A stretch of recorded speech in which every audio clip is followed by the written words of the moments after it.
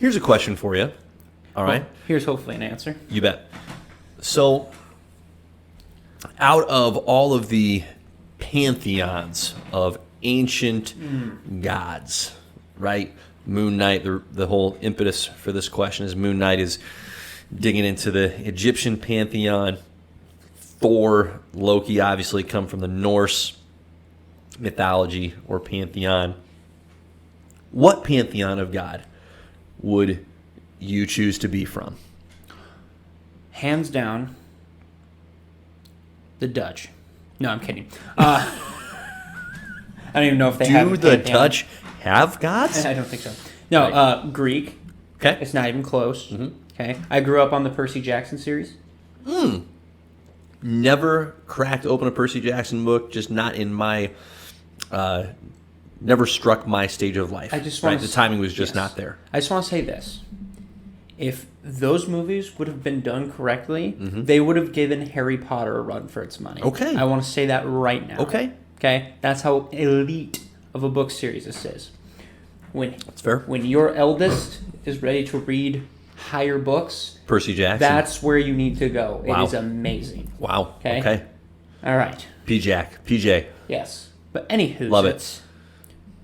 So Greek mythology. Oh, for sure. They're Okay. so cool. That whole mythos is fascinating to me. The Egyptians are weird. I'm learning more and more. The Egyptians are weird. Whatever they came up with, Yeah, that'd that'd so be convoluted. that'd be a really dark horse pick if someone said, "Oh, I'm all in on the Egyptian pantheon." That I think would reveal right then and there all you need to know about that person. Like you're a bit of a You're you're someone that comes out of left field, right? You're hard to pin down. You're difficult to anticipate. Which kudos to you, I guess. But that's a bit of a challenge. Well, think about this. The ones that we've seen. Yeah. Conchu, dead bird. Okay. Huge beak. Weird starting point. Okay? Right. We just saw Hippo Lady, Yep. and if We'll get into I'm that. correct, your wife said had like lion arms and crocodile feet. That's the common theme, right, with these Egyptian gods, is that it's not just a animal, it is a amalgamation of multiple species, Well, which is not the same as crocodile Loki, so a little hard to let's get just say excited about. She got the best parts of each animal.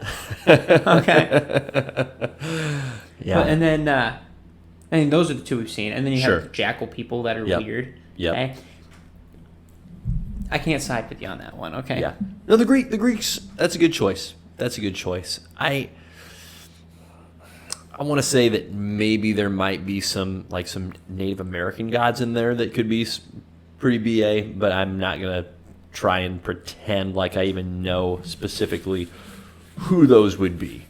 But the Greeks are not a bad choice, right? And they're utilized so often in superhero mythology, whether it be here in the Marvel realm or even DC, most commonly and frequently with the likes of Wonder Woman, right? A lot of the same characters, quite frankly, show up just reimagined ever so slightly, but a lot of similarities there. Yep. And Hercules is the main one for Marvel that they use for the Olympic pantheon. Yep. Right. So the Greeks pretty tough to top that. Probably because they're the least odd, right? They're all humanoid, 2 arms, 2 legs, and they just have souped up abilities. Correct. Yeah. As opposed to, as you just stated, the Egyptians, those gods look weird. They're just strange. They're definitely out there. Yep. Well, I was just thinking too. I don't know what the explanation is, but I need to look up Marvel's explanation of having multiple sets of gods. You know, because Sure. like the Greeks, it was only the Greek pantheon. The Romans, it was only the Roman pantheon. Yep. The Egyptians, it's only the Egyptian pantheon. Christians, it's only Jesus. You know.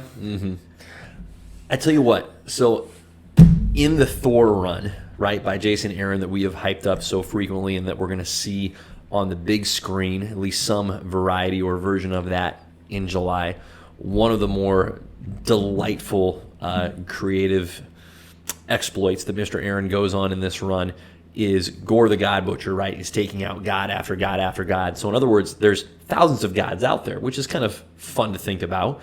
and there's gods of very simple, like basic things that you wouldn't think need a god necessarily. I would love to be the god of grilled meats. Like, what an outstanding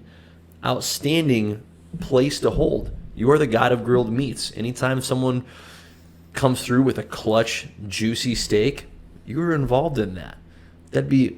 What a great piece of credit to be able to hold in someone's mind and heart. Like, very, very neutral in the sense that no one's really going to want to come at you. Like, because who wants to get rid of grilled meats in the world?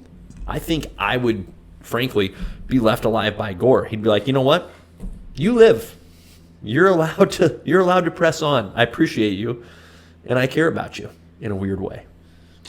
That's where I would go. Grilled meats. If I couldn't do something genuinely powerful, like the God of Thunder, I would do grilled meats. I'm trying to think of what I would do. Think of all the gatherings I would be invited to. This is true. You would actually, right? Well, you would host a lot. Also true. You would be the host. It would be outstanding. You'd have an apron. Can I see grilled and smoked say, meats? Like, who's Do I your have to limit daddy? myself to That would be the apron. Yeah. You'd have a spatula in one hand at all times, tongs in the hands at the other times, and then you'd have a third hand. It'd be a golden spatula. Yeah, and then you'd have a third hand for where you would hold your beer. Of course. Because this is Yeah.